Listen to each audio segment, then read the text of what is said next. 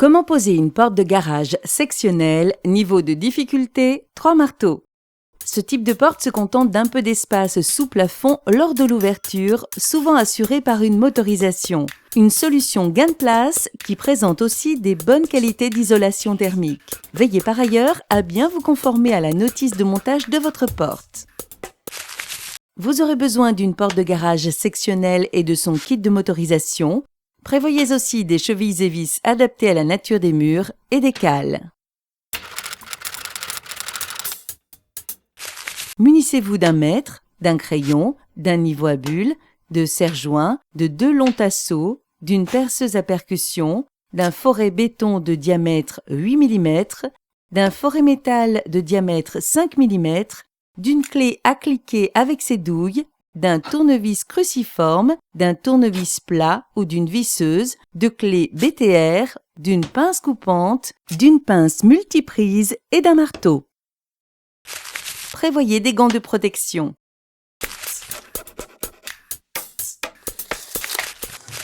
Standard ou sur mesure. Mesurez la hauteur et la largeur de votre tableau pour voir s'il existe un modèle standard aux cotes correspondantes. À défaut, commandez à vos mesures. Votre plafond doit être dégagé de tout obstacle et la retombée linteau suffisante pour installer le cadre de porte et la motorisation.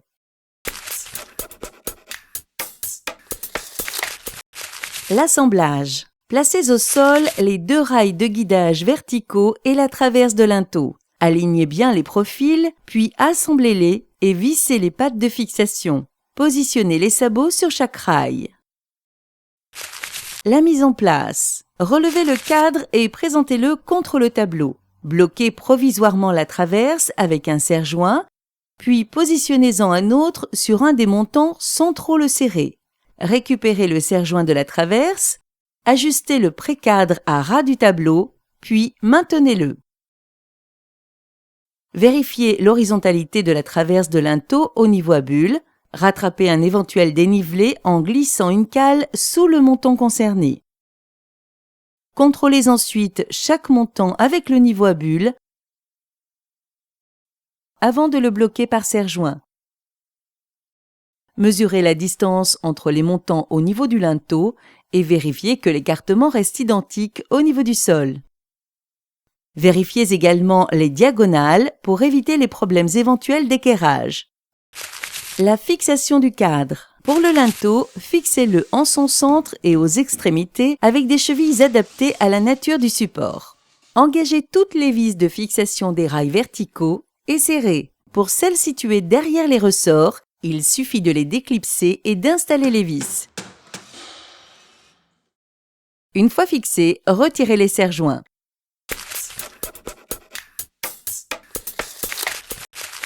Les rails de guidage. Commencez par libérer l'accès à l'emplacement du rail horizontal en dévissant la cale du ressort. Fixez provisoirement avec un tasseau bloqué par serre-joint afin de le soulager lors de la présentation. Assemblez le rail horizontal au montant sans visser à fond.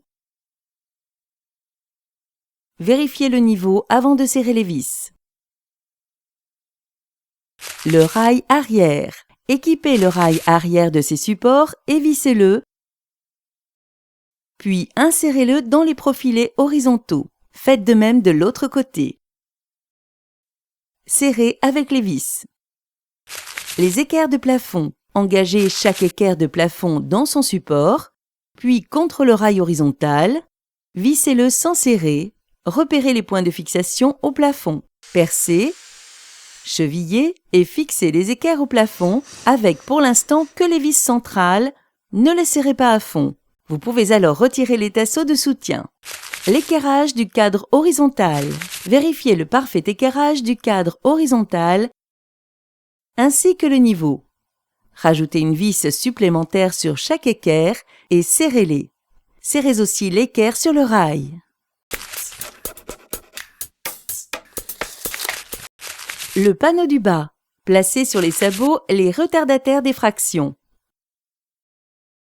Engagez le premier panneau, centrez-le puis contrôlez son niveau en rectifiant au besoin avec une cale, puis maintenez-le avec un serre-joint. Équipez de chaque côté le bas du panneau avec ses porte-roulettes de guidage. Équipez les câbles de chaque côté des roulettes et porte-roulettes de guidage. Insérez la roulette dans le rail vertical, puis fixez le porte-roulette sur le bas de la porte. Les panneaux suivants. Engagez le panneau suivant, puis vissez les porte-roulettes haut afin de le maintenir, puis celui du bas, et reliez ainsi les panneaux entre eux. Poursuivez sur le même principe pour les autres panneaux. Le panneau du haut. En haut du dernier panneau, les roulettes s'engagent cette fois dans les rails horizontaux. Fixez les porte-roulettes, reliez les panneaux, réglez les roulettes en les poussant vers l'extérieur, puis vissez le panneau. Il faut laisser un léger jeu dans le rail. Le mode de réglage de tension peut être différent d'un modèle à l'autre et même d'un modèle standard à une réalisation sur mesure. Reportez-vous à la notice de votre porte. Réglage de tension. Commencez par monter la porte et bloquez-la avec un serre-joint. Accrochez en bas le ressort sur le deuxième ou troisième cran.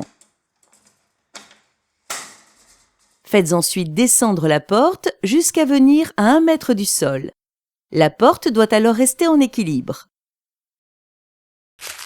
Si elle descend toute seule, il faut tendre les ressorts d'un cran de plus. Si elle remonte toute seule, il faut un cran de moins. Fixez le support de rail moteur. Repérez le milieu du dernier panneau de porte. Centrez la plaque fixation panneau moteur. Repérez les points de perçage, percez à vitesse lente, puis vissez. Préparez le rail moteur. Sur ce modèle, le rail est composé de 2 éléments reliés par une rallonge. Assemblez la tête du rail, composée de sa fixation côté pignon et du système de tension de chaîne. Ici, il faut mettre la chaîne en tension par vissage. Engagez le rail sur le pignon du moteur. Positionnez les pattes d'assemblage. Mettez en place l'étrier sur le rail. Pliez les pattes de suspension au niveau des trous indiqués sur la notice. Assemblez-les sur l'étrier. Assemblez le chariot sur le rail avec son bras coudé. Installez le rail moteur. Présentez l'avant du rail moteur en regard de la traverse de linteau. Centrez-le à la plaque de fixation et fixez-le juste au-dessus du linteau. Respectez bien la cote du fabricant pour l'emplacement du rail. À l'arrière, positionnez le rail au centre du profilé. Repérez les points de fixation, percez-les et fixez les pattes de suspension. Assemblez le bras coudé mobile sur la platine avec une goupille. Butée mécanique de fin de course. Relevez votre porte manuellement afin de repérer la fin de course haute, puis installez la butée mécanique. Amenez le chariot sur son socle de chaîne et clipsez-le dessus. La programmation. Branchez votre moteur sur une prise de courant. Prévoyez une alimentation en 2,5, protégée par 10 ampères et ne mettez pas plus de 8 prises en ligne. Suivez attentivement la notice pour enregistrer les séquences d'apprentissage d'ouverture et de fermeture de la porte, ainsi que la programmation des télécommandes. Un équipement installé en moins d'une journée pour profiter de toute la surface du garage et bénéficier d'une ouverture automatique. Une question, un doute, un conseil? Contactez le 0810 634 634.